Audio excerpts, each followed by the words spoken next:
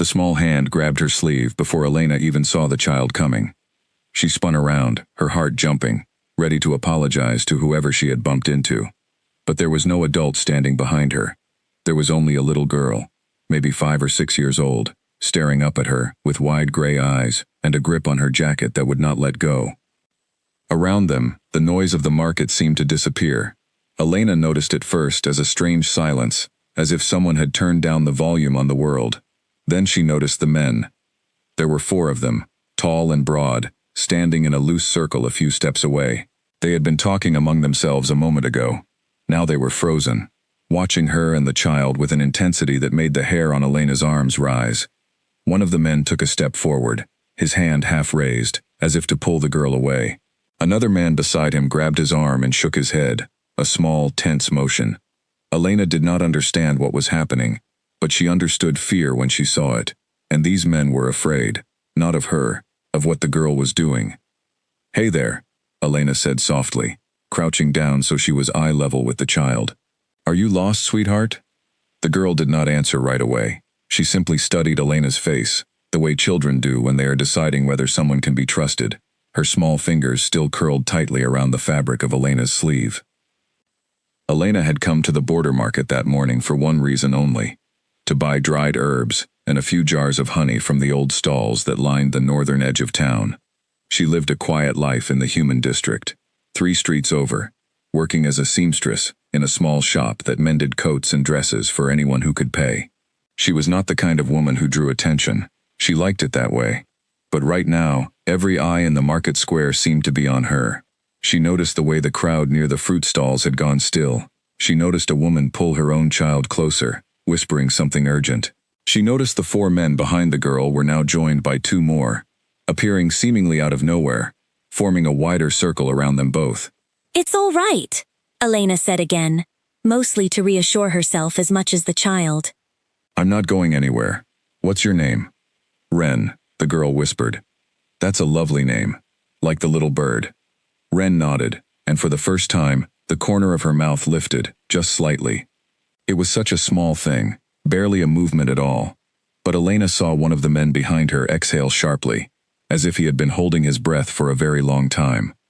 A tall figure moved through the circle of men, and the moment he appeared, everyone else seemed to shrink back, giving him room. Elena had not noticed him standing at the edge of the square before, but now it was impossible not to notice him. He was easily the tallest man she had ever seen up close, with dark hair and sharp, watchful eyes the color of storm clouds. He wore a plain gray coat with no markings, nothing that should have set him apart from anyone else in the market. And yet the way people moved around him, the way even the wind seemed to bend slightly toward him, told Elena everything she needed to know, without a single word being spoken. This was not an ordinary man. He stopped a few feet away and looked down at his daughter, his expression unreadable. Then his eyes moved to Elena, studying her with an intensity that made her want to look away, and yet somehow made it impossible to do so. "Wren," he said, his voice low and even. "Come here." The girl did not move. Her fingers only tightened further around Elena's sleeve. Elena felt the tension in the square thicken, like the air before a storm. She glanced at the man, uncertain of what to say, uncertain of what was expected of her. She was simply a seamstress who had come to buy honey. She had no idea what kind of situation she had stumbled into. "She's not hurting anyone," Elena said carefully, keeping her voice gentle. "She just grabbed my sleeve. I don't think she meant any harm." "I know she didn't," the man said, and something flickered behind his eyes, something that looked almost like surprise. "That is not the concern." Elena frowned, confused. "Then what is?" He did not answer her question directly. Instead, he crouched down slowly, bringing himself to his daughter's height, mirroring the position Elena had taken only moments before. "Wren," he said again, softer this time. "Do you know this woman?" Wren shook her head. "Then why won't you let go of her sleeve?" The girl considered the question with the seriousness only a child could bring to something so simple. "She smells warm," Wren finally said, "like bread, and she's not scared of me." A ripple went through the men standing around them, quiet murmurs passing between them that Elena could not quite catch. The man's jaw tightened, just barely, and his gaze returned to Elena with new weight. as if he were reevaluating everything about her in that single moment. "You're not afraid," he said. It was not quite a question. "Should I be?" Elena asked, trying to keep her tone light, though her pulse was racing. "Most people are," he said simply. Elena looked down at Ren, who was still watching her with that same open, searching expression, the kind of look that made Elena's chest ache in a way she did not fully understand. She had spent her whole life without family, raised in a small orphan house on the edge of town, until she was old enough to work and live on her own. She knew what it was like to reach for someone and hope they would not pull away. So she smiled at the girl, a real smile, warm and unguarded, the kind she rarely gave to strangers. And something happened that made the entire square go still all over again. Ren smiled back. It was such a small thing, a child smiling at a woman she had just met, but the reaction around them was immediate and impossible to miss. One of the men near the fruit stall let out a breath he had clearly been holding.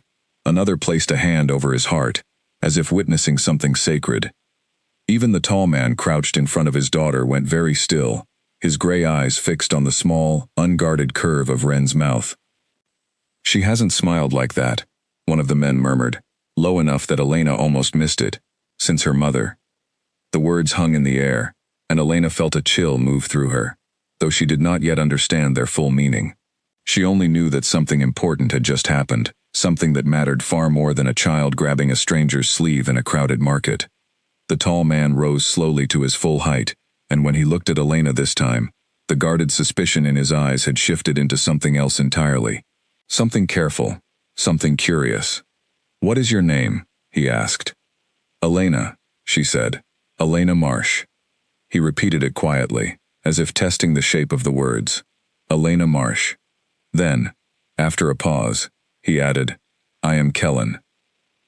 He said it simply, as though it should mean nothing at all, but the men around him straightened at the sound of it, and a few passers-by who had stopped to watch the scene suddenly looked far more nervous than curious. She only knew that it did, and that not knowing made her feel strangely exposed. "Well, Kellen," she said, trying to sound more confident than she felt, "your daughter has quite a grip. I don't think she's planning on letting go anytime soon." To her surprise, something like the ghost of a smile crossed his face, there and gone in an instant. "No," he agreed. "It appears she isn't." Ren, as if to prove the point, shifted her hand from Elena's sleeve to her fingers instead, lacing them together with the easy trust only a small child could offer a stranger. Elena's breath caught in her throat. She had not held a child's hand like this in years, not since she used to watch over the younger orphans back at the house where she grew up. Kellen watched the gesture with an expression Elena could not read, something between concern and quiet astonishment. He glanced at the men around him, and with a small motion of his hand, the tension in the square seemed to ease, though it did not disappear entirely. People slowly returned to their business, though many continued to glance over their shoulders as they walked away. "I should get back to my shopping," Elena said, feeling suddenly aware of how strange this entire encounter must look to anyone passing by. "I have herbs to buy, and I imagine you have somewhere to be." "Wait," Kellen said, and there was something almost urgent in the word, quickly smoothed over into calm command. "Might I ask where you are headed?" Elena blinked, surprised by the question. "The herb stalls, just past the fountain. Why?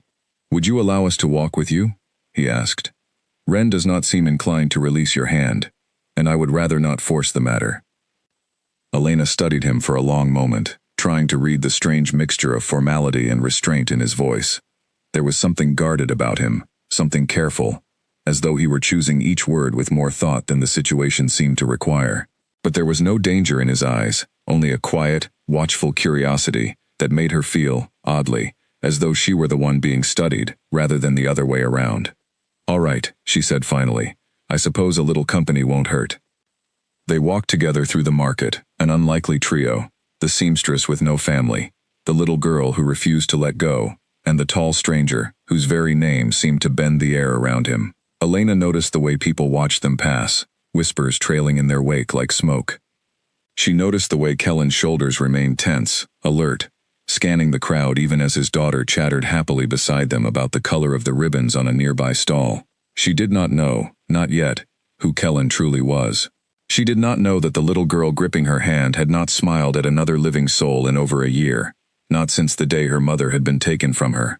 She did not know that the men who had frozen in the square were not ordinary guards, but warriors, sworn to protect one of the most powerful bloodlines in the Northern Territories. All Elena knew, as she walked beside them through the bustling market with a child's small hand warm in her own, was that something in her quiet, unremarkable life had just shifted. Something had reached out and grabbed hold, the same way Ren's fingers had grabbed her sleeve, and she had a strange, unshakable feeling that it was not going to let go. Behind them, at the edge of the square, one of the older guards turned to another and spoke in a low voice, his eyes following the small group as they disappeared into the crowd. "He hasn't let anyone that close to her in a year," he murmured. "Not one soul." His companion said nothing, only watched, his expression thoughtful, as the alpha king of the Northbrook pack walked through a crowded human market beside a seamstress who did not yet know his name meant kingdoms, and a daughter who, for the first time since losing her mother, looked almost like herself again. The herb stall owner nearly dropped his scale when he saw who was standing in front of his cart. Elena did not notice at first. She was too busy trying to keep track of Ren, who had let go of her hand, only to point excitedly at a jar of dried lavender, asking what it smelled like, asking if it was food, asking a dozen questions in the space of a single breath. But Kellen noticed. He noticed everything, his eyes constantly moving across the crowd, across rooftops, across the narrow alleys that opened onto the square, as though he expected danger to appear from any direction at any moment. "You don't have to stand so close," Elena said, glancing at him as she counted coins into the herb seller's shaking hand. "I promise the lavender isn't dangerous." "Habit," Kellen said simply, though his gaze did not stop moving. "Is it always like this? Everyone going quiet when you walk by?" He hesitated before answering, choosing his words with the same careful precision she had noticed before. "People are cautious around my family. It is not something I can easily change." Elena wanted to ask why, but something in his expression told her the question would not be welcomed, at least not here, in the middle of a crowded market, so she let it go, tucking her small bundle of herbs into her bag and turning her attention back to Ren, who had wandered a few steps away to look at a basket of ribbons. "She likes colors," Kellen said quietly, watching his daughter with an expression that softened his entire face. Blue especially. Her mother's favorite color was blue. The word mother hung in the air between them, heavier than it should have been for such a simple sentence.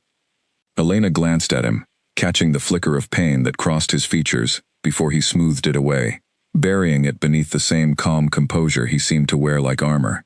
"I'm sorry," Elena said softly. "I didn't mean to bring up anything painful." "You didn't," he said. "I did. It has been over a year, but some wounds do not heal the way people expect them to." Elena thought of her own losses, the parents she had never known, the quiet ache of growing up without anyone who was truly hers. She understood, in her own way, what it meant to carry an absence that never quite closed. "Grief doesn't follow a schedule," she said. "Anyone who tells you otherwise has never actually lost anything." Kellen looked at her then, really looked at her, as though she had said something unexpected. "That is a strange thing to hear from someone I only met an hour ago." "I'm a strange sort of person," Elena said with a small shrug, trying to lighten the mood. "Ask anyone at the mending shop. I talk to the fabric while I work. It helps me concentrate." That earned her something rare, a genuine laugh, low and surprised, as though it had escaped before he could stop it. Ren turned at the sound, her eyes wide with delight, as if hearing her father laugh was as unusual an event as everything else that had happened that morning. "Papa laughed," Ren said, running back to grab Elena's hand again, tugging at it insistently. "Do it again. Make him laugh again." "I don't think I can force it," Elena said, smiling down at her. "Laughter doesn't usually work like that." "Try," Ren insisted, and there was such earnest hope in her small face that Elena found herself glancing helplessly at Kellen, unsure how to respond to a child's simple, impossible request. Kellen crouched down to his daughter's level once more, brushing a strand of dark hair from her forehead. "Ren," he said gently, "we cannot ask Elena to perform for us. She has her own life to attend to, and we have taken up enough of her mourning." Something in Ren's expression crumpled, the bright energy dimming into something quieter, more familiar to whatever sadness she usually carried beneath the surface. Elena felt a pang in her chest at the sight of it, the same instinct that had made her crouch down to comfort the girl in the first place. Actually, Elena said, before she had fully thought through what she was offering, I don't have anywhere urgent to be. My shop doesn't open again until this afternoon. If Ren wants company a little longer, I don't mind. Kellen's eyes met hers, searching, as though trying to determine whether her offer was genuine or simply polite words meant to fill an awkward silence. You do not know what you would be agreeing to, he said quietly. There are things about my family, about my position, that come with certain complications. I'm not asking about your position, Elena said. I'm asking if your daughter wants an extra hour before I go back to hemming coats. That's all this is. For a long moment, Kellen said nothing, simply studying her with an intensity that made Elena feel as though he were trying to see straight through to whatever lay beneath her ordinary appearance. Then he nodded, once, a small but decisive motion. An hour then, he said, if you are certain. They ended up near the old fountain at the center of the square, where several benches lined a low stone wall, and children often played in the shallow water during the warmer months. Ren immediately abandoned both adults to chase a group of pigeons that had gathered near the fountain's edge, her laughter ringing out clear and bright across the square. Elena watched her go, smiling, before settling onto one of the benches.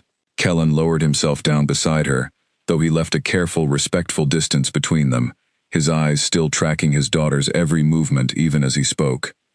She has not laughed like this in a long time, he said, almost to himself. Not since before. Before her mother, Elena said gently. He nodded. My wife, Celine, died a little over a year ago. It was sudden. Ren was there when it happened, though she was very young, and I do not know how much she truly understands about what occurred. Since then, she has been withdrawn, quiet. She does not trust easily, and she has certainly never approached a stranger the way she approached you today. Elena watched Ren chase another pigeon, her small arms outstretched, her giggles echoing off the stone walls of the fountain. Grief affects children differently, she said carefully. Sometimes they carry it in ways that are hard for adults to see. Maybe she just needed someone who wasn't trying too hard. Sometimes, trying too hard to help only makes things heavier. Kellen glanced at her, something thoughtful crossing his expression. You speak as though you understand this well. I grew up in an orphan house, Elena admitted. I watched a lot of children come through those doors, carrying more grief than anyone should have to carry. Some of them acted out. Some of them went quiet, like Ren. I learned, eventually, that the ones who went quiet just needed patience. Not fixing, just patience. And did anyone give you that patience? Kellen asked, his voice softer now, almost hesitant, as though he were venturing into territory he was not entirely sure he was allowed to explore. Elena considered the question, surprised by how easily it settled into the quiet space between them. Eventually, she said, there was a woman who ran the house, older, strict, but kind underneath it all. She never pushed me to talk about things before I was ready. She just kept showing up, day after day, until I trusted that she wasn't going anywhere. Kellen was quiet for a long moment, watching his daughter play in the fading morning light. I have surrounded her with guards, tutors, healers, everyone who has ever been trained to help a grieving child. And still, she remains closed off, as though she is waiting for something none of them can offer. Maybe she isn't waiting for training, Elena said. Maybe she's just waiting for someone who isn't afraid of her sadness. Something shifted in Kellen's expression, some quiet recognition settling behind his gray eyes. He did not answer right away, but when he finally spoke, his voice carried a weight that suggested her words had landed somewhere deep, somewhere he had not expected a stranger from the market to reach. You are not at all what I expected when Ren grabbed your sleeve, he said. What did you expect? Elena asked, genuinely curious. I am not entirely certain, he admitted. Perhaps someone frightened, someone eager to please, or eager to escape. Not someone who would sit here and speak to me so plainly, without concern for who I am, or what that might mean. Would it change how you see me if I did know who you were? Elena asked. It changes how most people see me, Kellen said, a trace of weariness slipping into his voice. Suddenly, they either fear me, or they want something from me. Rarely does anyone simply see me. Elena considered this, watching Ren twirl in a circle near the fountain's edge, arms outstretched, face turned up toward the sun. Well, she said finally, for what it's worth, Right now I just see a tired father who clearly loves his daughter very much, and a little girl who needed someone to smile at her today. That's all I need to know. Kellen turned to look at her then, and something in his gaze lingered a moment longer than was strictly necessary. Something searching and careful and quietly grateful all at once. Before he could respond, a shout rang out from across the square, one of his guards approaching quickly, his expression tight with urgency. "My lord," the guard said, bowing his head briefly before continuing, "there has been word from the northern border. It requires your attention immediately." Kellen's entire posture shifted in an instant, the softness Elena had glimpsed only moments before, folding itself back beneath a mask of composed authority. He rose from the bench, glancing toward Ren, who had frozen at the sound of the guard's urgent tone, her small shoulders tensing in a way that made Elena's chest ache all over again. "I must go," Kellen said, his voice returning to the formal cadence he had used when they first met. "Ren, come. We need to return to the manor." Ren did not move at first, glancing instead toward Elena, with an expression of quiet panic, as though she feared this moment marked the end of something she had only just begun to understand. Elena crouched down quickly, catching the girl's gaze. "It's all right," Elena said gently.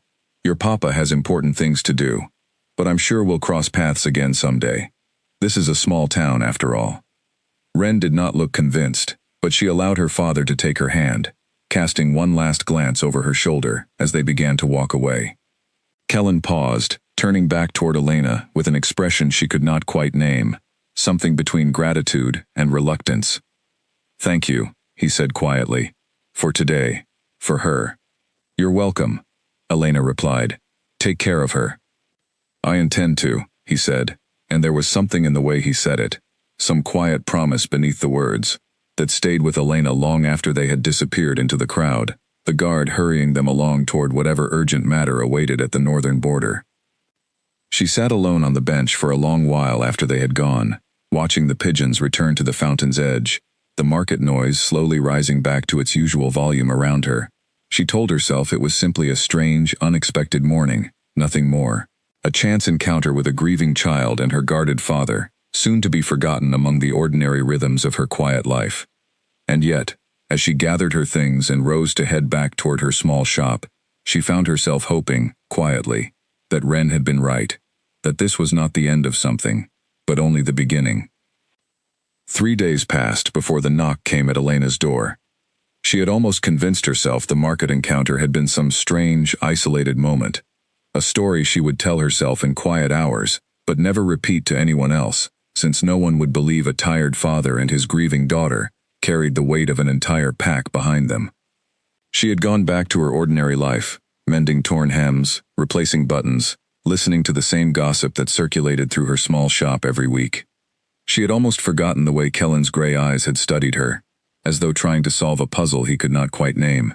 Then, on a quiet evening as she was closing the shop, a carriage stopped outside her door, sleek and dark, with no markings but an unmistakable air of importance. A tall man in a fitted coat stepped out and knocked politely, though his posture suggested he was used to being obeyed rather than asking for entry. "Miss Marsh," he said, when she opened the door, "my name is Garrick. I serve as second in command to Alpha Kellen of the Northbrook Pack. He requests your presence at the manor, if you are willing." Elena blinked, caught entirely off guard. "The manor," she repeated. "Is something wrong? Is Ren all right?" "The young miss is well," Garrick said, though something flickered across his face, quick and unreadable. "It concerns a different matter, one the Alpha wishes to discuss with you directly." Elena hesitated, glancing back into her small shop, the familiar shapes of fabric bolts and half-finished garments, suddenly feeling very far removed from whatever world these people belonged to. But curiosity, and perhaps something else she did not fully want to name, won out over caution. "Give me a moment to lock up," she said. The ride to the manor took longer than she expected, the carriage winding along roads that grew steadily quieter, the human district falling away behind them, until only tall iron gates and dense forest lined the path. When the manor finally came into view, Elena found herself staring, unable to hide her astonishment. It was enormous, built from pale stone, with towering windows, and ivy climbing along one entire wing, more castle than house, more fortress than home. Garrick led her through the front doors, past staff who paused their tasks just long enough to watch her pass, their expressions ranging from curious to openly suspicious. Elena kept her chin up, though her heart was pounding, uncertain what kind of reception awaited her. She was shown into a large study, where Kellen stood near a tall window, his back to the door, hands clasped behind him. He turned when she entered, and for a brief moment, something in his expression softened, before settling back into careful composure. "Elena," he said, "thank you for coming." "Your second in command was quite persuasive," she said, glancing around the room, taking in shelves of old books and a large map spread across a wooden table.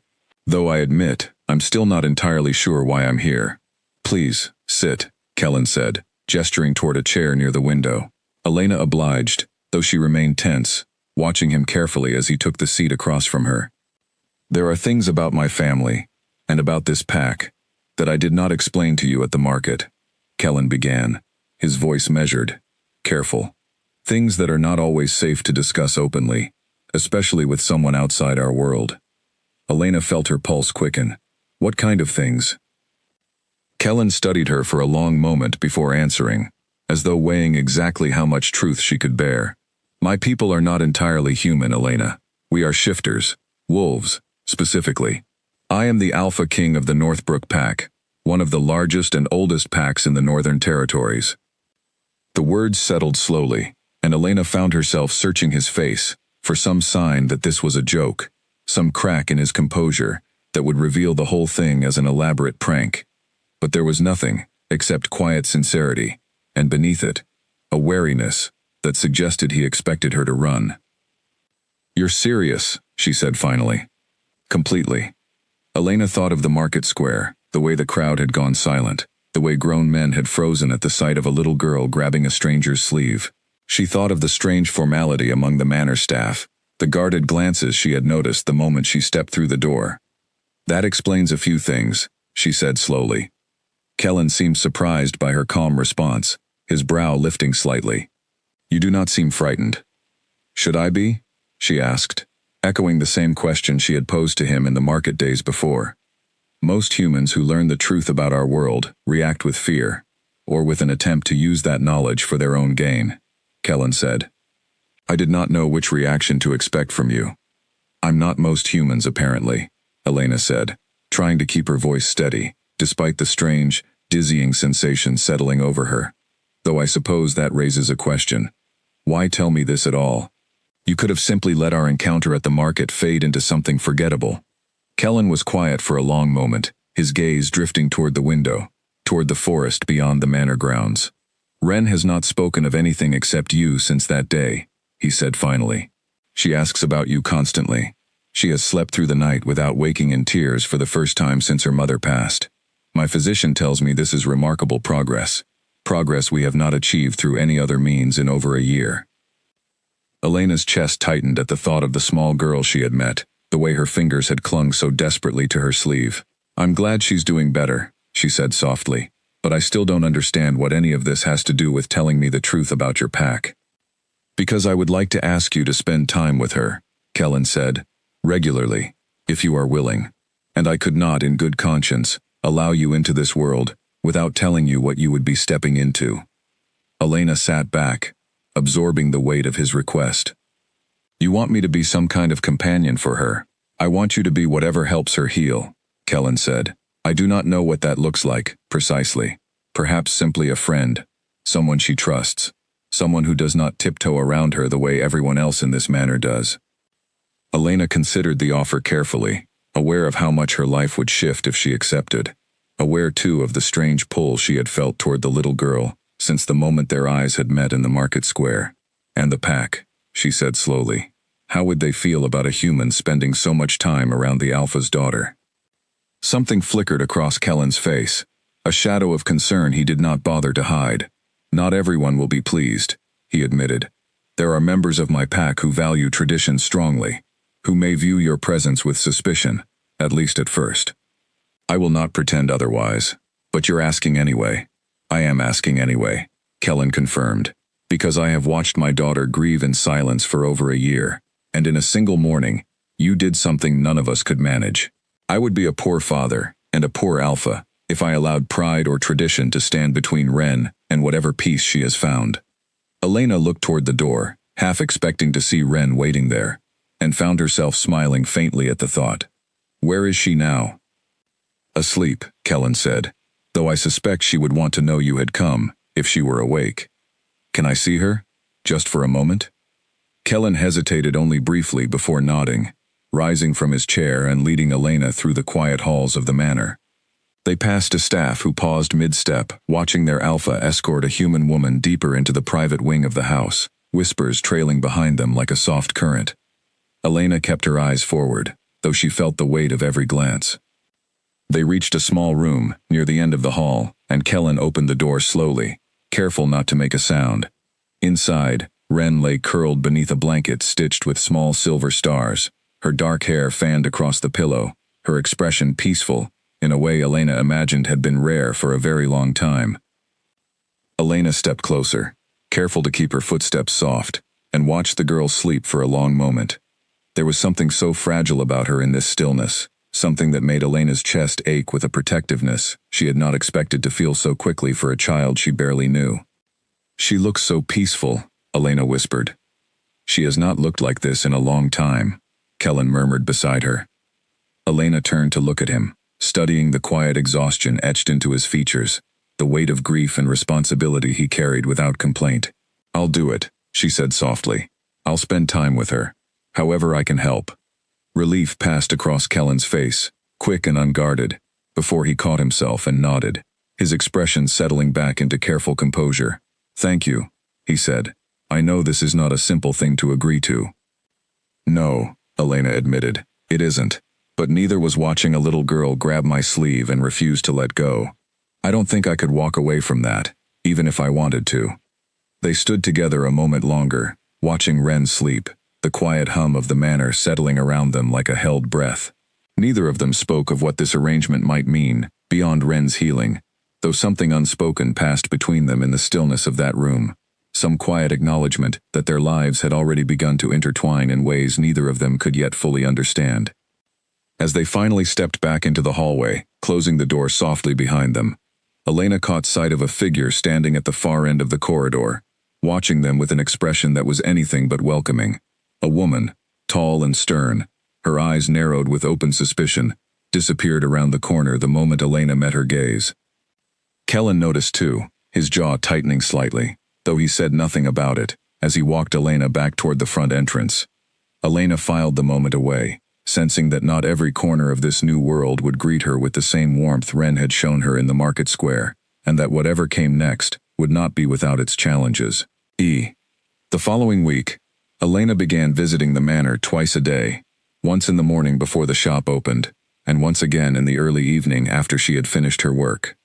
Each time, Garrick arrived with the same sleek carriage, and each time, Elena felt the same mixture of nervousness and anticipation as the iron gates came into view.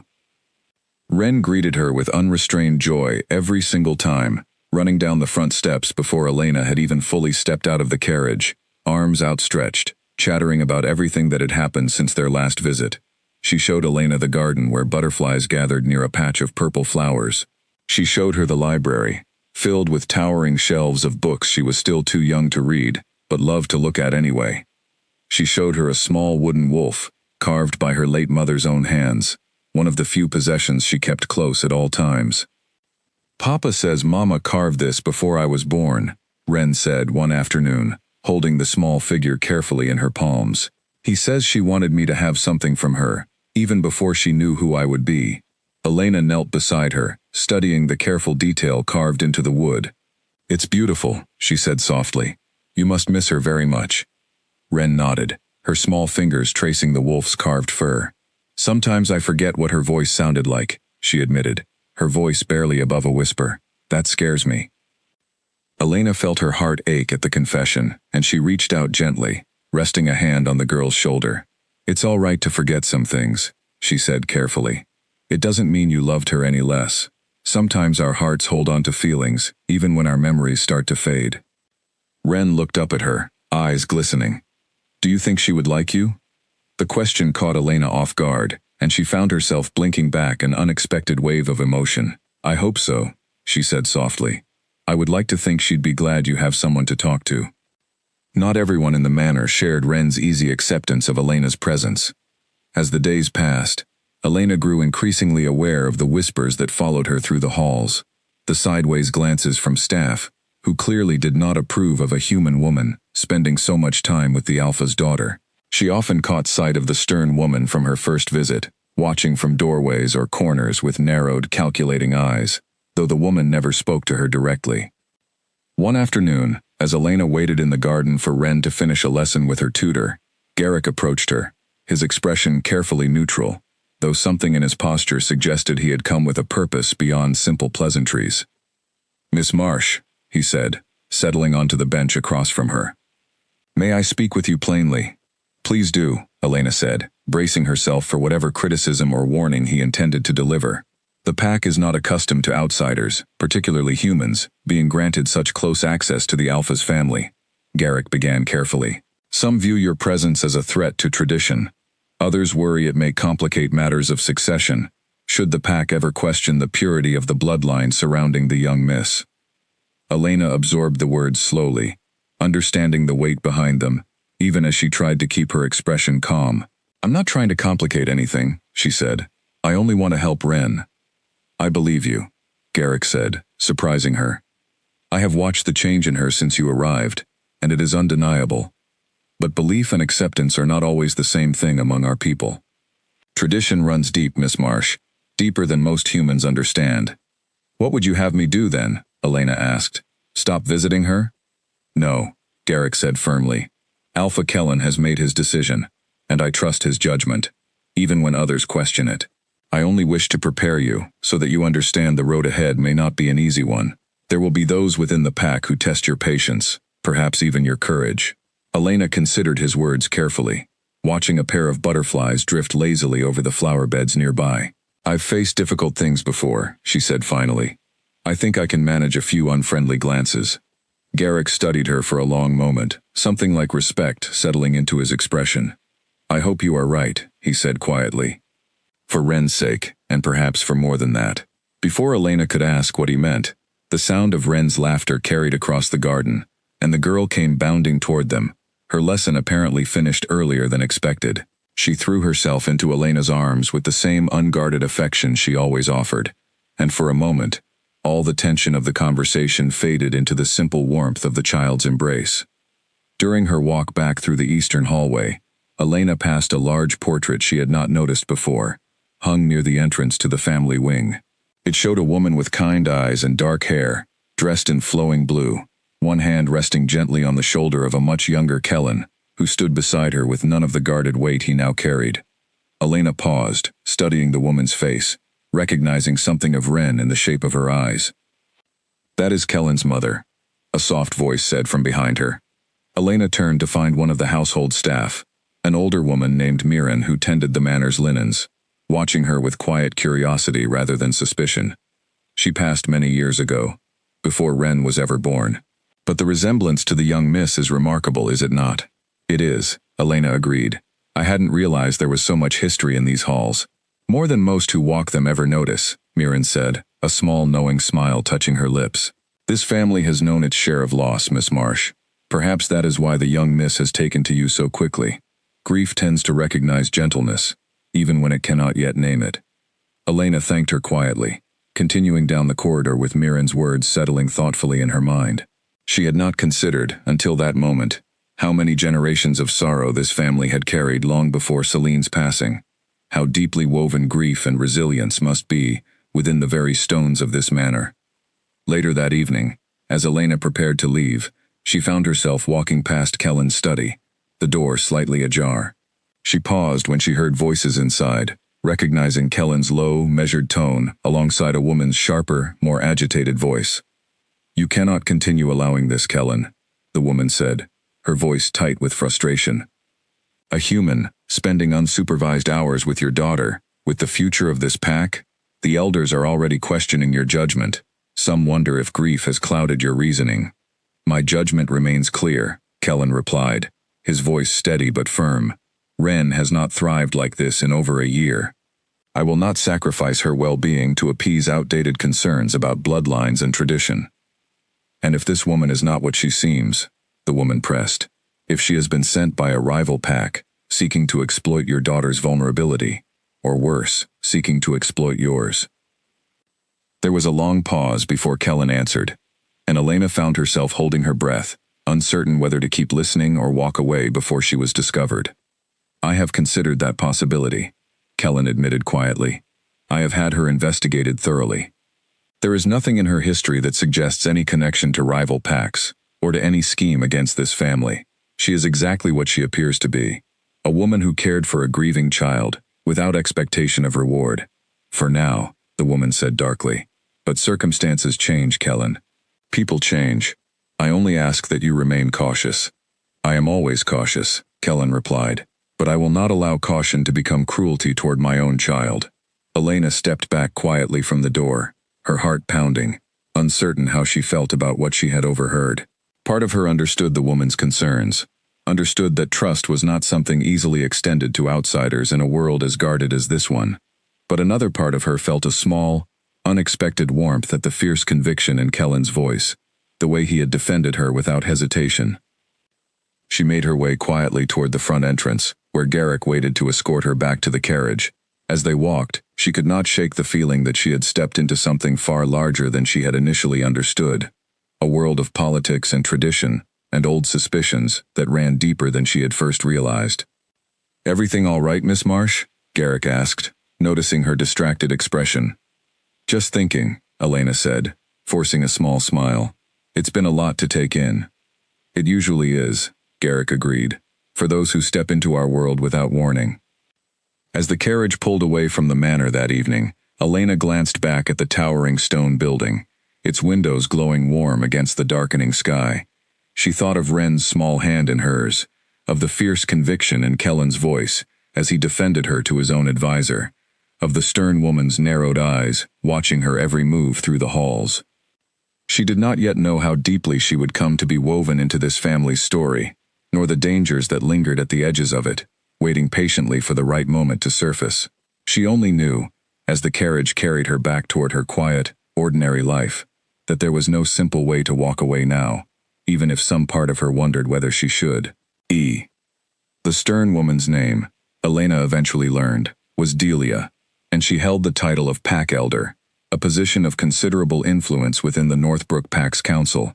She had served under Kellen's father before him, and her loyalty to tradition ran as deep as her distrust of anything, or anyone, that threatened to disrupt it.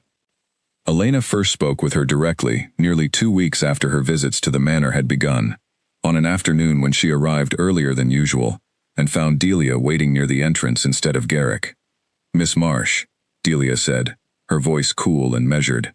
"A word, if you would." Elena nodded, following the older woman into a small sitting room off the main hall, her nerves prickling despite her attempt to appear calm.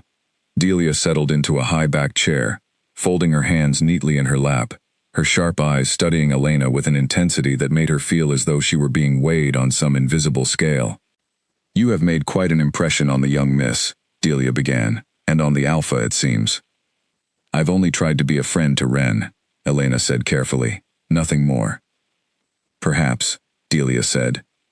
"Or perhaps you underestimate the effect a friendship such as yours can have on a pack already fractured by grief and uncertainty." Elena frowned. "I don't understand." Delia leaned forward slightly, her voice dropping.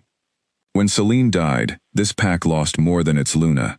It lost stability. Alpha Kellen has ruled with a steady hand since then, but there are factions within our territory who question whether a grieving Alpha, distracted by matters of the heart, can continue to lead effectively. Your presence here, Miss Marsh, whether you intend it or not, has become a matter of political concern."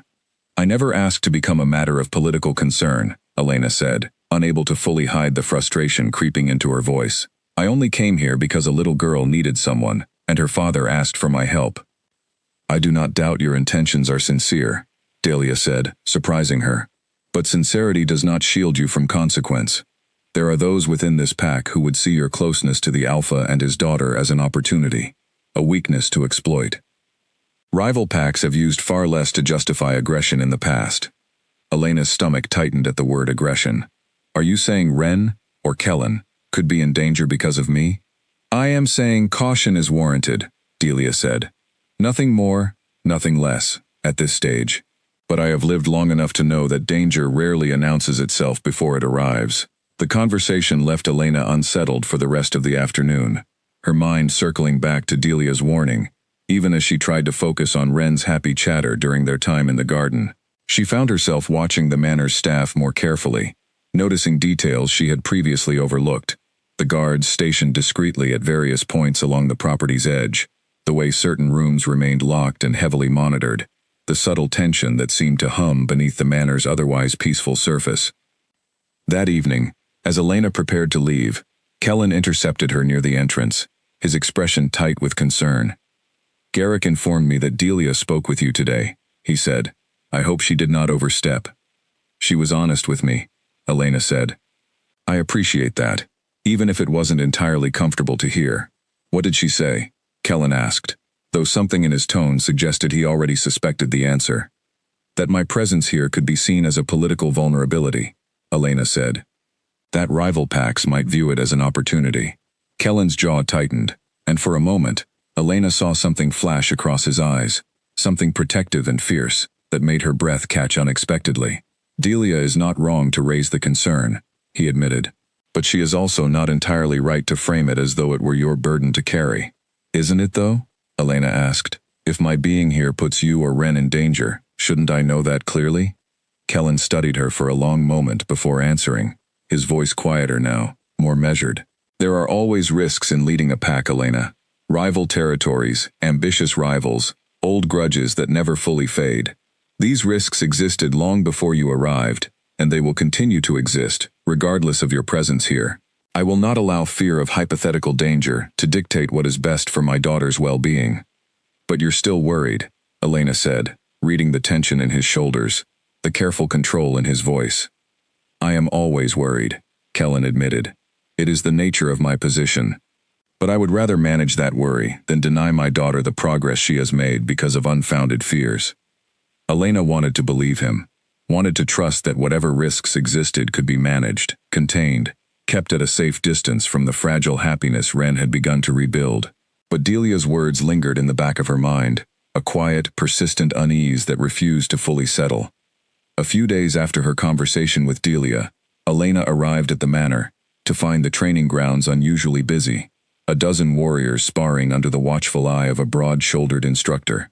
Ren tugged her toward the low fence surrounding the yard, eager to watch, and Elena found herself studying the practiced, controlled movements of the guards, with a strange fascination she could not fully explain.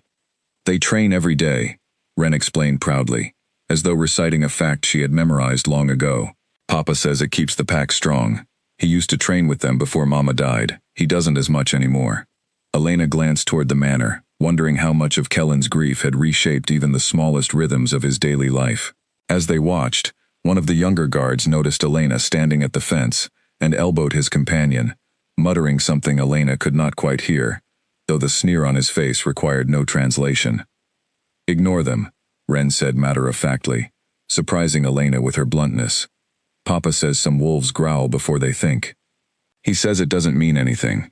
Your papa sounds very wise, Elena said, smiling despite the lingering sting of the guard's obvious contempt.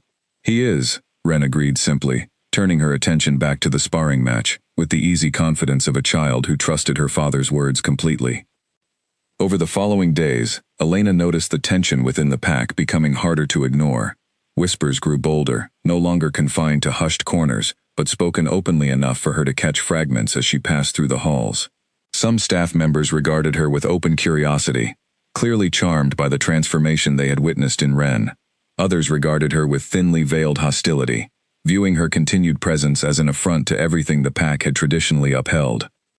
One evening, as Elena sat with Ren in the library, flipping through an illustrated book of northern folklore, the girl suddenly looked up at her, with an expression far more serious than her usual bright curiosity. Some of the guards don't like you, Ren said matter-of-factly. I heard them talking. Elena's chest tightened, unsure how to respond to such a direct observation from a child. What did they say? They said you don't belong here, Ren continued, her small brow furrowing. that you're not like us, but I don't care. I like you the way you are." Elena set the book aside gently, pulling the girl into a soft embrace. "Thank you for saying that," she said softly. "It means more than you know." "Are you going to leave because they don't like you?" Ren asked, her voice small and uncertain, all traces of her earlier confidence replaced by quiet fear. "No," Elena said firmly, pulling back just enough to look the girl in the eyes. "I'm not going anywhere, unless you want me to. Not because of what anyone else thinks." Ren studied her for a long moment, as if searching for any hint of dishonesty in her expression, before finally nodding, a small, relieved smile tugging at the corner of her mouth. "Good," she said. "Because I don't want you to go." Later that night, as Elena rode home in the familiar carriage, she found herself replaying the conversation with Ren over and over, alongside Delia's warnings and Kellen's quiet reassurances. She understood now, more clearly than ever, that her presence in this world was not a simple, uncomplicated act of kindness. It was something that carried weight, consequence, risk, and yet she could not imagine walking away from Ren now, not after everything they had already built together in such a short span of time. As the carriage rolled through the quiet streets toward her small shop, Elena caught sight of a figure standing motionless near the edge of the road, watching the carriage pass with an unreadable expression, before disappearing into the shadows of a nearby alley. She told herself it was nothing, simply a stranger going about their evening, but the unease Delia's warning had planted in her chest refused to fully quiet, a small, persistent whisper reminding her that not everyone in this new world wished her well. Elena had never spoken much about her past, not because there was anything shameful buried within it, but because there had simply never been anyone who cared enough to ask. Growing up in the orphan house on the edge of town, she had learned early that stories about missing parents rarely earned sympathy so much as pity, and pity had never sat comfortably with her. But Kellen asked. It happened one quiet evening, weeks into their arrangement, as Ren slept soundly upstairs, and Elena lingered in the Manor's study longer than usual, sharing a pot of tea with Kellen while they discussed the girl's steady progress. The conversation drifted naturally, as it sometimes did, from Ren's improvements to lighter topics, and eventually, gently, toward Elena's own history. "You mentioned once that you grew up in an orphan house," Kellen said carefully, watching her over the rim of his cup. "May I ask what happened to your parents?" Elena considered deflecting, as she usually did, but something about the quiet warmth of the study, the steady patience in Kellen's gaze, made her want to answer honestly for once. "I don't actually know," she admitted. "I was left at the orphan house as an infant. No note, no name, nothing to explain where I came from, or why I was left there. That must have been difficult," Kellen said softly, "growing up without any answers." "It was, for a long time," Elena said. "I used to imagine all sorts of stories about who my parents might have been. Some days I imagined they were travelers who couldn't care for a child on the road. Other days I imagined something more tragic, that they had died, or been unable to keep me for reasons beyond their control. Eventually, I stopped imagining altogether. It felt easier to accept that I would never know than to keep hoping for answers that never came." Kellen studied her with quiet intensity, something thoughtful passing behind his eyes. "Do you still wonder?" "Sometimes," Elena admitted. "Especially now, seeing how much Ren treasures even the smallest memory of her mother. It makes me realize how much I never had, and never will have, I suppose." "You might have more than you think," Kellen said slowly, and something in his tone made Elena look up, curious. "What do you mean?" Kellen hesitated, as though weighing how much to share. "There have been stories, old legends within our world, about lupine bloodlines that were forced into hiding generations ago, during a time of great persecution. Entire families abandoned their heritage, blending into human society, to protect their children from the violence that threatened them. Over time, many of those bloodlines faded from memory entirely, their descendants growing up with no knowledge of what they had once been." Elena felt a strange chill move through her, though she could not fully explain why. "You think I might be connected to one of these old bloodlines?" "I do not know," Kellen admitted, "but something about your history, about the way Ren was drawn to you so instinctively, makes me wonder. Wolves recognize their own kind, even before understanding fully why. It is possible Ren sensed something in you that the rest of us have simply overlooked." Elena sat back, absorbing the weight of his words, uncertain whether to feel excitement or unease at the possibility. That seems like an enormous leap, she said finally. From an abandoned infant to some hidden bloodline. Perhaps, Kellen agreed. But would you be opposed to investigating further? I have access to old records, family histories preserved within our archives. It might be possible to trace something, however small, that could offer you answers you have never had. Elena hesitated, torn between the ache of old curiosity and the fear of chasing answers that might lead nowhere, or worse, answers she was not prepared to face. But something in Kellen's careful, patient expression reassured her, and finally, she nodded. All right, she said, let's see what we can find. That night, before returning home, Elena lingered in the manor's small chapel, a quiet room tucked away near the eastern wing, where candles burned softly, before a wall etched with the names of pack ancestors long past. She had never considered herself a particularly spiritual person, but something about the stillness of the room, the weight of so many names stretching back generations, made her pause and reflect on the strange, uncertain shape her own history had always held. She thought of the countless nights as a child when she had lain awake in the orphan house, listening to the other children whisper about their own imagined families, constructing stories to fill the silence where real answers should have been. She had told herself, for years, that the not knowing no longer bothered her, that she had made peace with the absence long ago. Standing now in a room dedicated to remembering those who came before, she realized how much of that peace had simply been armor, worn so long she had forgotten it was armor at all. A soft knock at the chapel door pulled her from her thoughts. Kellen stood in the doorway, his expression gentle.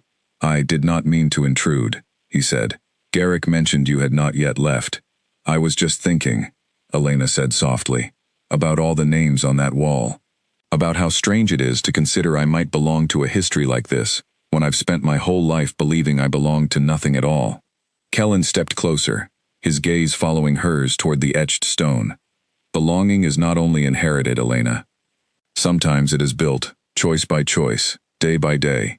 Whatever your bloodline may reveal, you have already built something real here, with Ren, and I hope, with me as well. Elena felt her throat tighten at his words, grateful beyond measure for the quiet reassurance he offered so freely. Over the following days, Kellen dedicated whatever spare time he could find to searching through the manor's extensive archives, old journals, and family records preserved from generations past. Elena joined him some evenings, sifting through fragile, yellowed pages, filled with unfamiliar names and faded ink, searching for any thread that might connect back to her own uncertain history. It was nearly a week later when Kellen found it. An old journal belonging to a woman named Adelina, a member of a lupine bloodline that had vanished from the Northern Territories nearly 3 generations prior, fleeing violent persecution that had targeted several smaller packs during a particularly dark period in the region's history. The journal spoke of a young daughter, sent away for her own protection, raised among humans with no knowledge of her true heritage, in hopes that she might one day live a life free from the dangers that had claimed so many of her kin. This could be nothing, Kellen said carefully, setting the fragile journal on the table between them. Coincidences happen, especially across such a long span of time, but the timeline aligns closely with what little we know of your own family history, and the name Adelina appears again in later records, referenced as an ancestor within a smaller, largely forgotten branch of an old bloodline. Elena stared at the faded pages, her heart pounding as she traced the careful, looping handwriting with trembling fingers. Do you think this is really connected to me? I cannot say for certain, Kellen admitted, but if it is, it would explain a great deal. Ren's instinctive pull toward you. The strange calm you seem to carry, even within a world that should, by all rights, unsettle you far more than it has. Elena sat back, overwhelmed by the possibility unfolding before her, a lifetime of unanswered questions, suddenly tangled with the strange, impossible world she had stumbled into weeks before. If this is true, she said slowly, what would it mean? For me? For Ren? For any of this? Kellen considered the question carefully before answering. It would mean you are not simply a human who happened to calm my daughter through kindness alone. It would mean you carry dormant blood within you, blood that recognizes our world, even if you yourself have never been aware of it. It could explain instincts you may not even realize you possess. Elena thought of the strange calm she had felt in the market square that first day, the way she had not flinched at the sight of grown men freezing around a child's simple gesture. She thought of the ease with which she had accepted Kellen's revelation about shifters, an ease that, in hindsight, seemed almost unnatural for someone hearing such an impossible truth for the first time. "I don't know how to feel about this," she admitted quietly. "My whole life, I accepted that I would never know where I came from. Now you're telling me there might be an answer, and it's bigger and stranger than anything I ever imagined. You do not have to accept it all at once," Kellen said gently. "This is simply a possibility, one worth exploring further, but not something that changes who you already are. Ren adores you for the person you have shown yourself to be, not for whatever blood may or may not run through your veins." Elena appreciated the reassurance, though the discovery lingered heavily in her mind long after she returned home that evening. She lay awake staring at her ceiling, turning the possibility over again and again, wondering what it might mean if the old journal's fragile pages truly held the key to a heritage she had never known existed. She did not yet realize how quickly this fragile thread of discovery would draw the attention of those who wished the Northbrook pack harm, nor how the quiet, hopeful investigation into her own history would soon become a weapon wielded against the very family she had grown to care for so deeply. The weeks that followed brought a kind of quiet happiness Elena had never expected to find, woven into the ordinary rhythm of her days, without her fully noticing how deeply it had settled into her life. Mornings at the mending shop, evenings at the manor, Ren's laughter filling rooms that had once felt too quiet, too heavy with grief. Elena found herself looking forward to the manor visits with an eagerness she could not entirely explain, a warmth that extended, quietly and gradually, beyond her affection for Ren alone. Kellen had begun joining their evenings more often, no longer simply checking in from the doorway before retreating to matters of pack business, but lingering, listening to Ren's stories, occasionally adding his own quiet observations that made the girl laugh with delight. Elena noticed the change in him too, the way his shoulders seemed to carry less weight when he sat with them in the garden, the way his rare laughter came more easily than it had during their first meeting in the market. "You've changed something in this house," Garrick remarked to her one afternoon, as they walked together toward the garden where Ren waited eagerly for their arrival. "I have served this family for many years, Miss Marsh. I have not seen the Alpha this at ease since before Celine passed." Elena felt a flush of warmth at his words, though she tried to brush them aside with a modest smile. "I think Ren deserves most of the credit," she said. "Children have a way of pulling happiness out of the people around them." "Perhaps," Garrick allowed, "but I suspect it is not only Ren's happiness that has shifted since your arrival." Elena did not know quite how to respond to that, and thankfully, Ren's excited voice calling out from the garden spared her from having to find an answer. That evening, after Ren had been tucked into bed, Elena and Kellen found themselves alone in the study once more, the fire crackling softly as rain began to patter gently against the windows outside. Elena had grown accustomed to these quiet moments, the comfortable silence that settled between them as they each nursed a cup of tea, content simply to share space without the pressure of constant conversation. "May I ask you something?" Kellen said eventually, breaking the silence. "Of course," Elena replied. "Do you regret agreeing to any of this?" he asked. "The complications, the suspicion from my pack, the strange revelations about your own history? If I had simply let you walk away from the market that day, your life would remain far simpler than it has become." Elena considered the question seriously, watching the flickering firelight dance across the study's tall shelves. "No," she said finally, "I don't regret any of it. My life before this was simple, yes, but it was also quiet in a way that sometimes felt lonely. I didn't realize how much I was missing until Ren grabbed my sleeve that day." "And the suspicion?" Kellen pressed gently. "The whispers, the political concerns Delia raised. Those aren't easy," Elena admitted. "But I've faced difficult things before. I'd rather face them here, with people I've grown to care about, than avoid them by staying somewhere safe and empty." Kellen studied her for a long moment, something warm and unguarded passing behind his gray eyes. "You have given my daughter something I could not provide her myself, no matter how much I wished to. And somewhere along the way, Elena, you have given me something as well." Elena's heart quickened at the shift in his tone, the quiet vulnerability replacing his usual careful composure. "What do you mean?"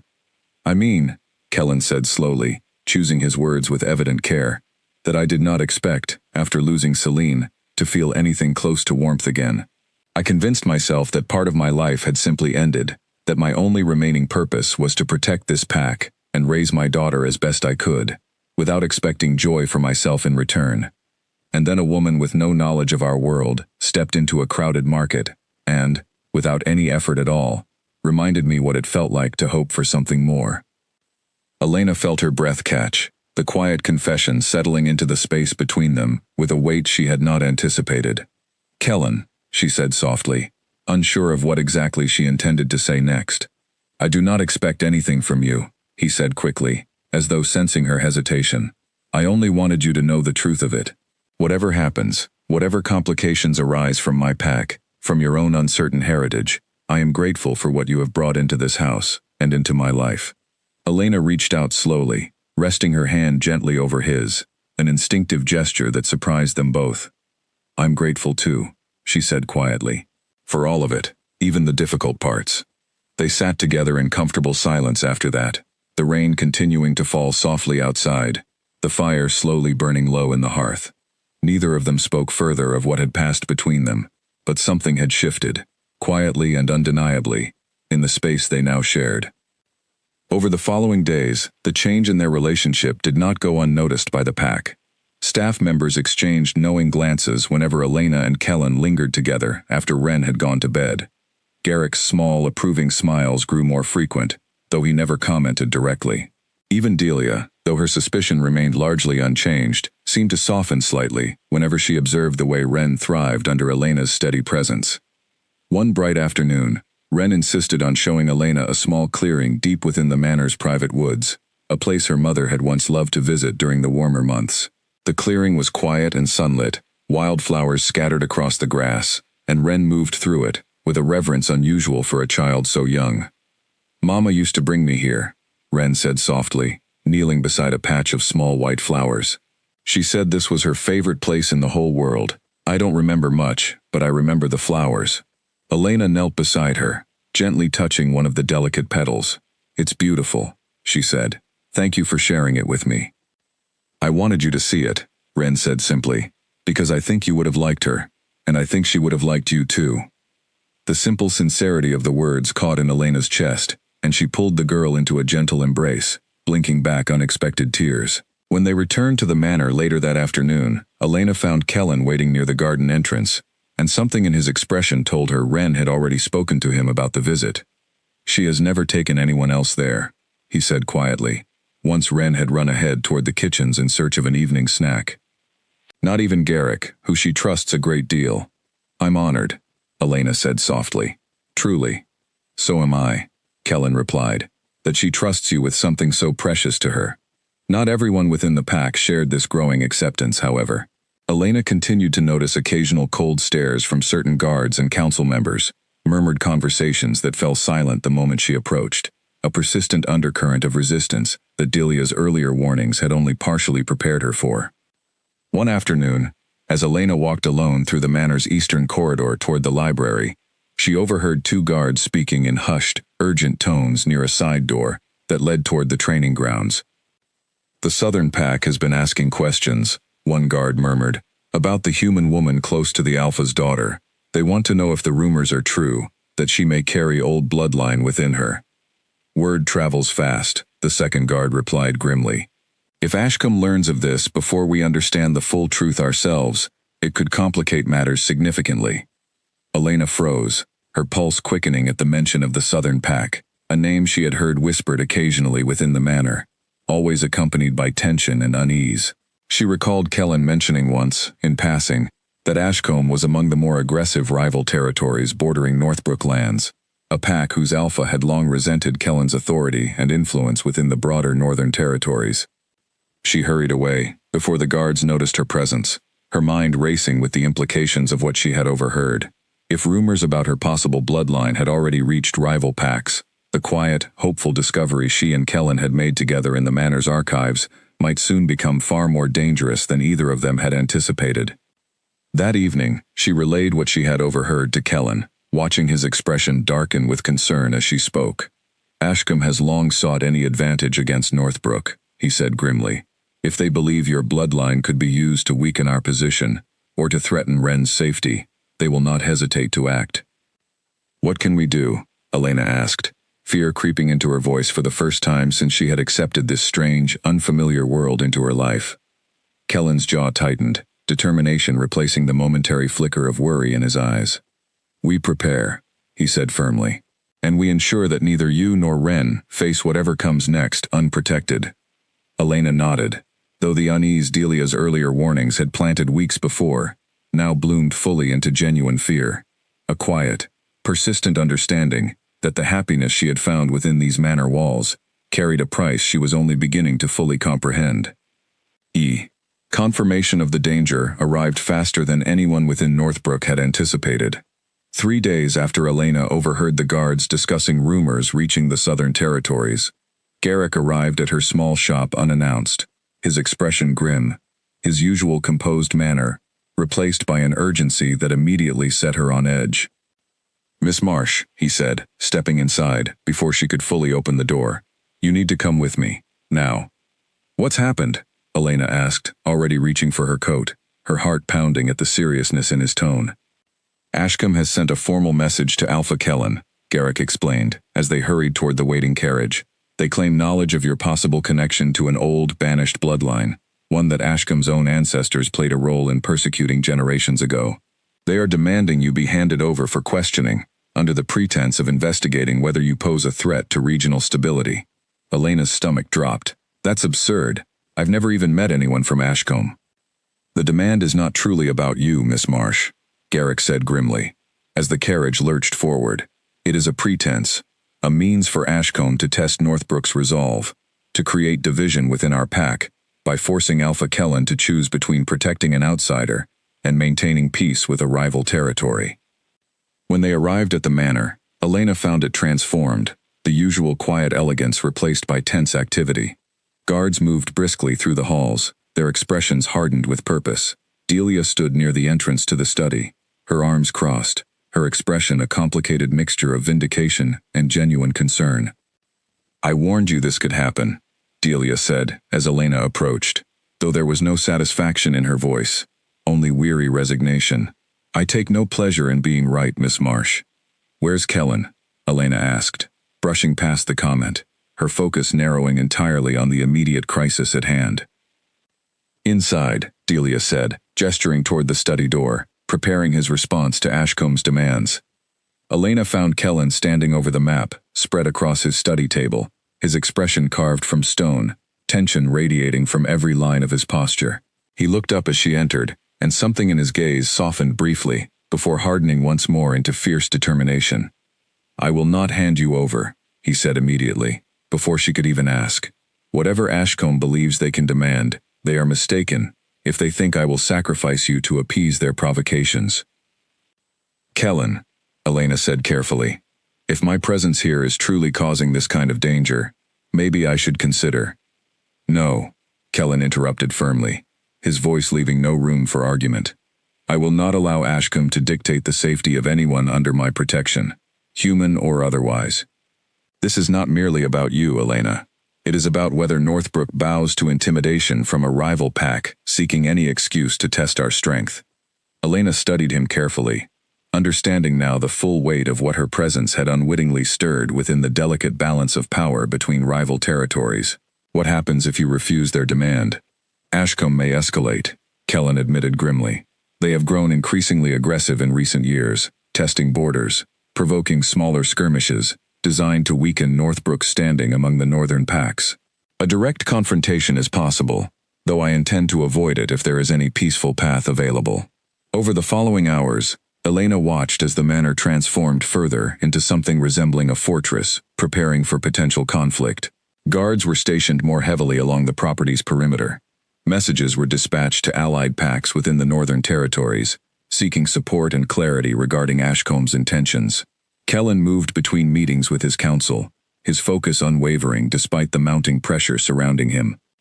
Ren, sensing the shift in the manor's atmosphere despite everyone's efforts to shield her from the full scope of the danger, grew increasingly clingy, refusing to stray far from Elena's side, even during her usual lessons.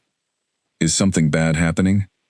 Ren asked that evening, curling close to Elena's side as they sat together in the library, the girl's small wooden wolf clutched tightly in her hands. Elena hesitated, unwilling to lie to the child, but equally unwilling to burden her with fears, too heavy for someone so young. "There's a disagreement between your father's pack and another one," she said carefully. "But your papa is very strong, and very smart, and he's doing everything he can to keep everyone safe, including you." "Including you too?" Ren asked, looking up at her with wide, worried eyes. "Including me too," Elena confirmed gently, though privately, she felt far less certain than her reassuring tone suggested. In the late afternoon, Elena found herself pulled into a strategy session she had not expected to attend, seated at the edge of the war room table, while Kellen and his senior guards debated the safest response to Ashcombe's demand.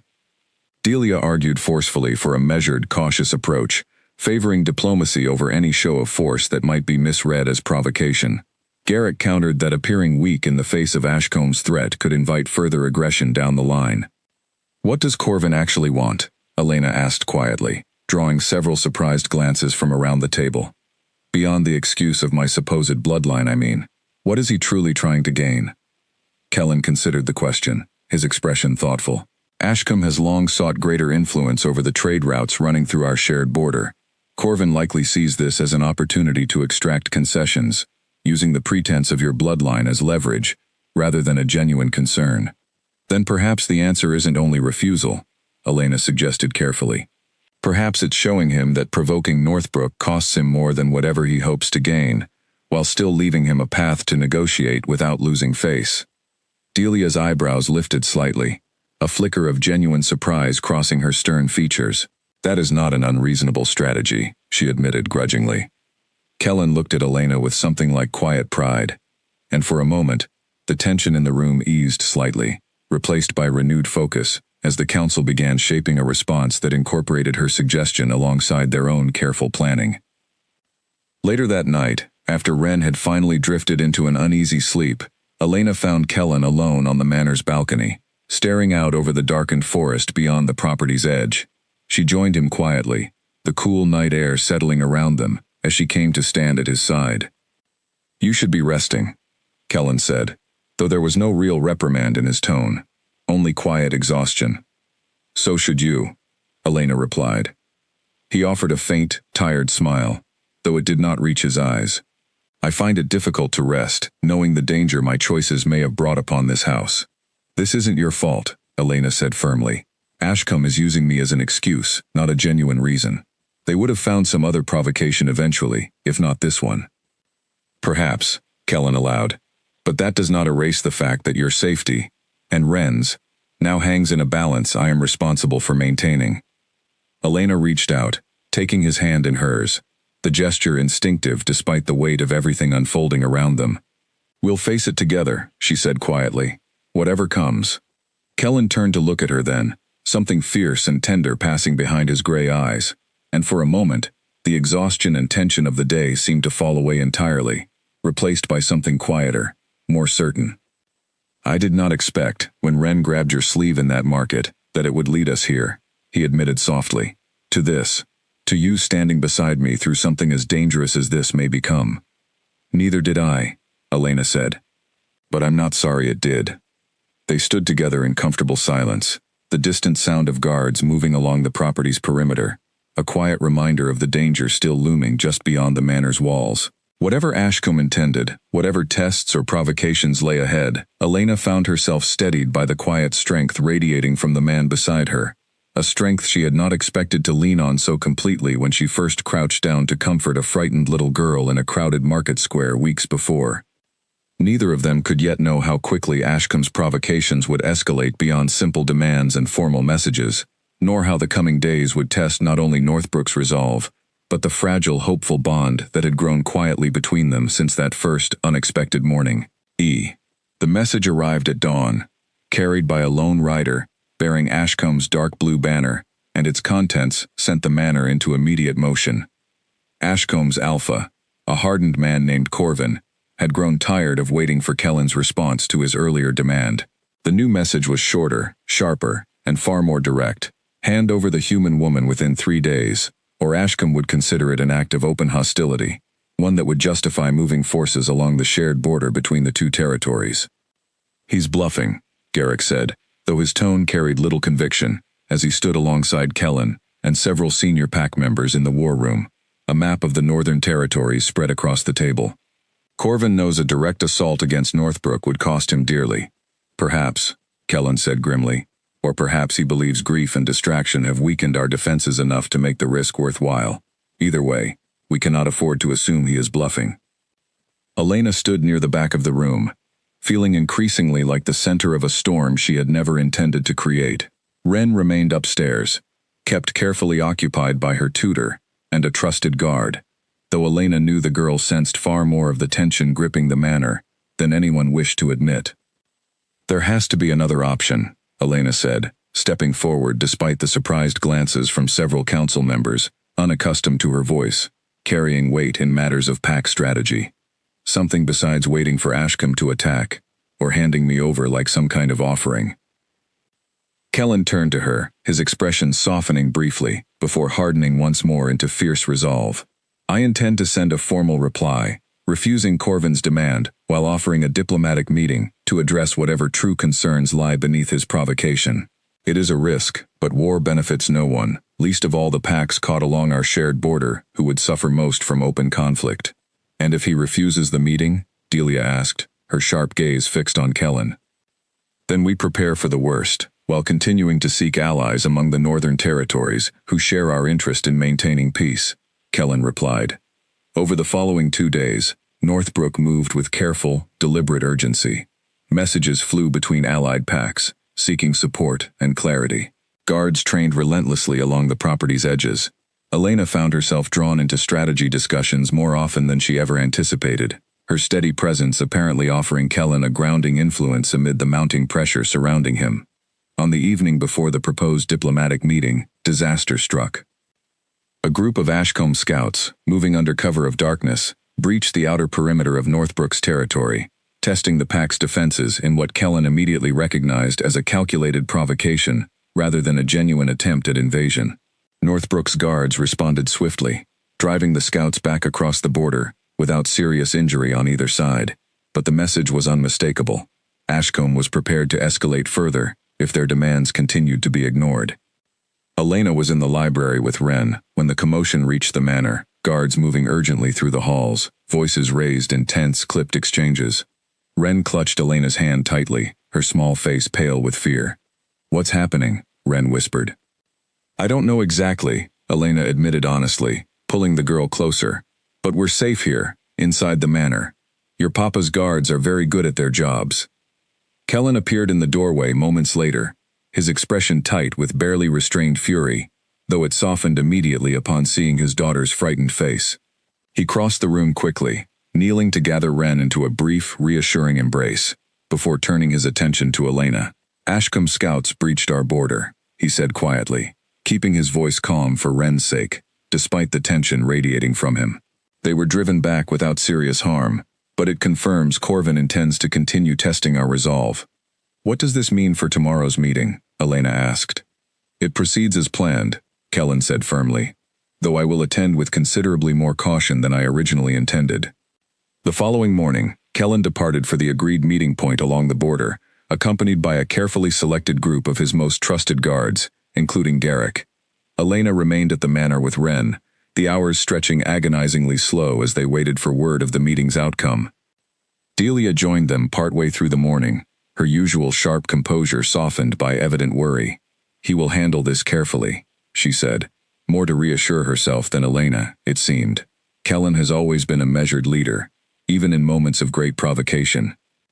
"I hope so," Elena said, watching Ren attempt, unsuccessfully, to focus on a picture book spread open in her lap.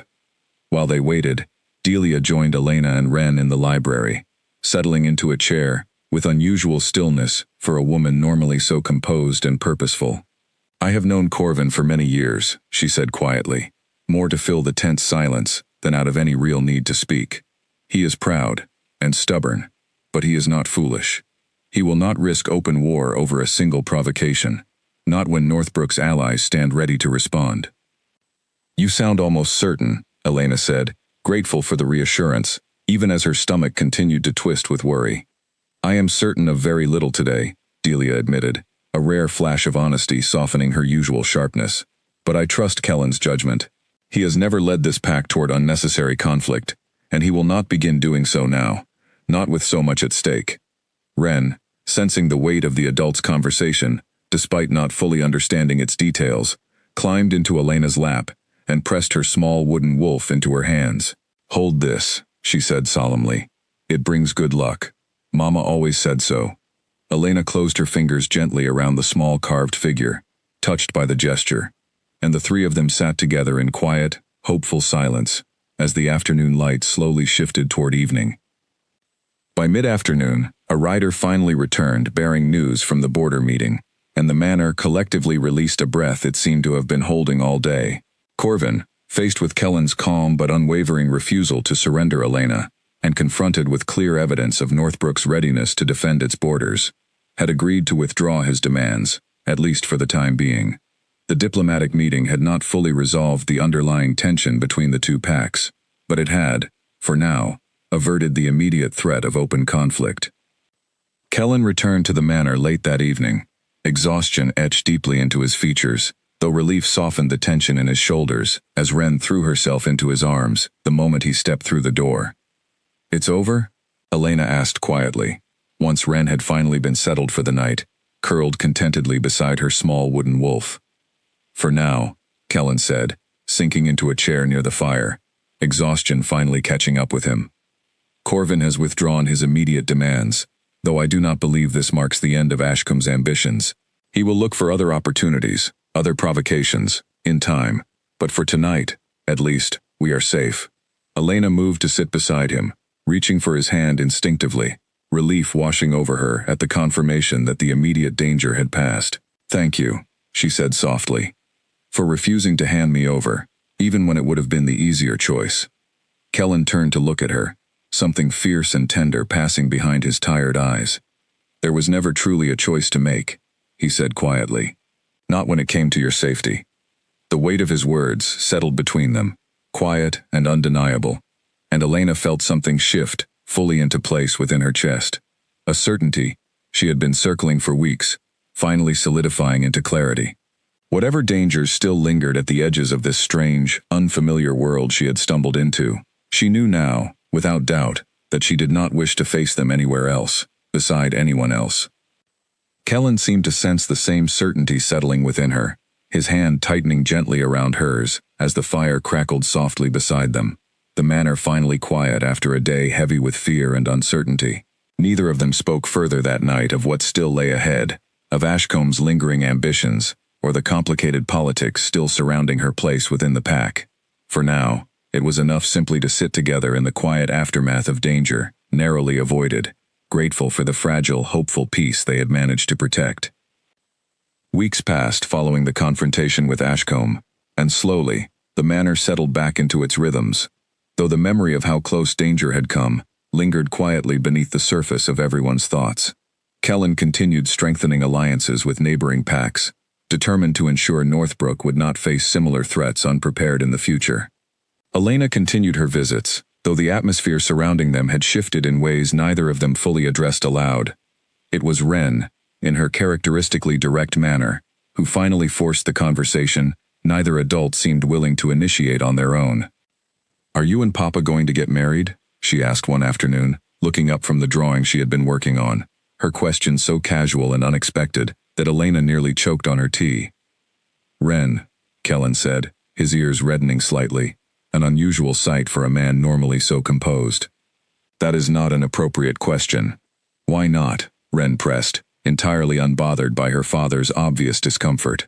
"You look at her, the way you used to look at Mama in the pictures, and she makes you laugh. And she's already here all the time anyway."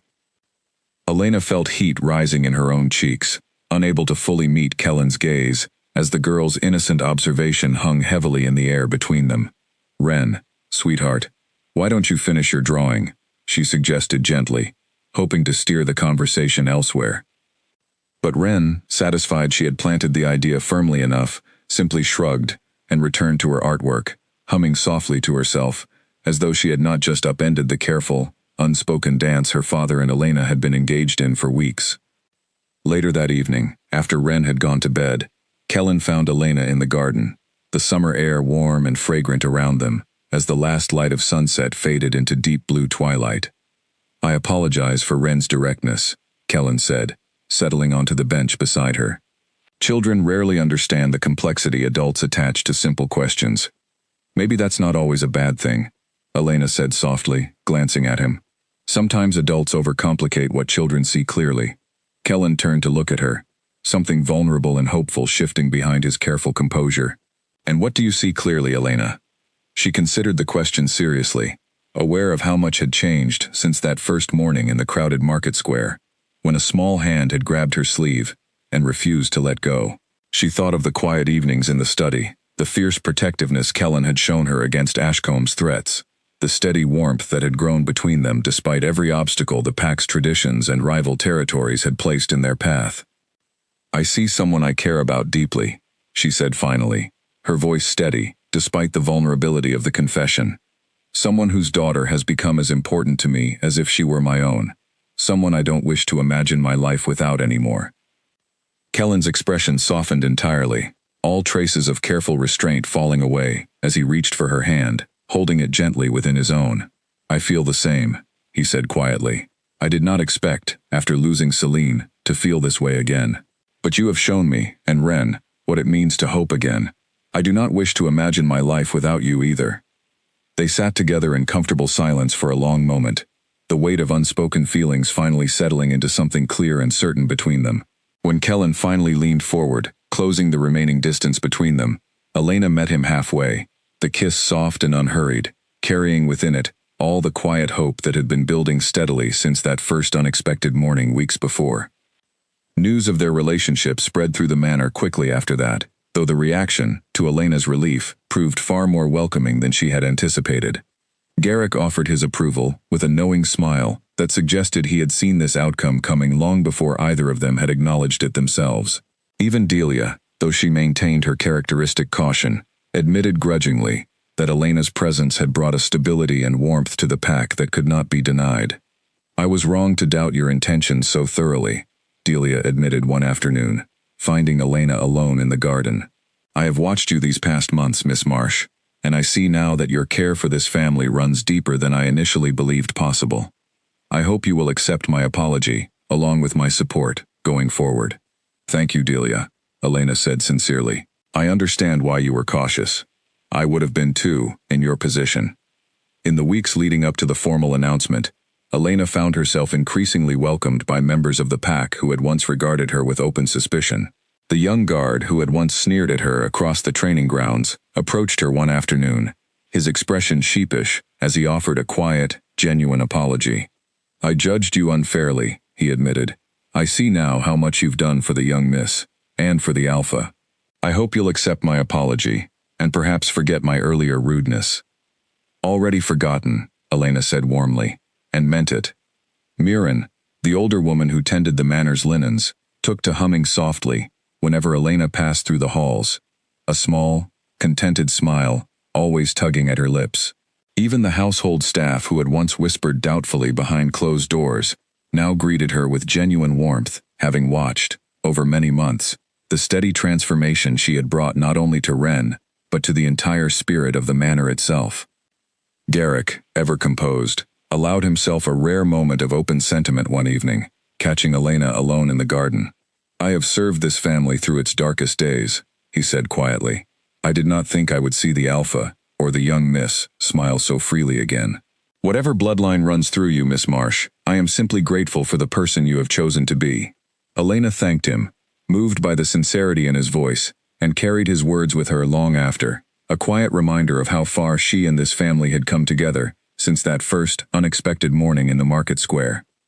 Months later, on a bright autumn afternoon, Kellen formally announced Elena's place within the pack, before the assembled council and senior members of Northbrook's community, acknowledging both her growing bond with Ren and the deepening relationship between them.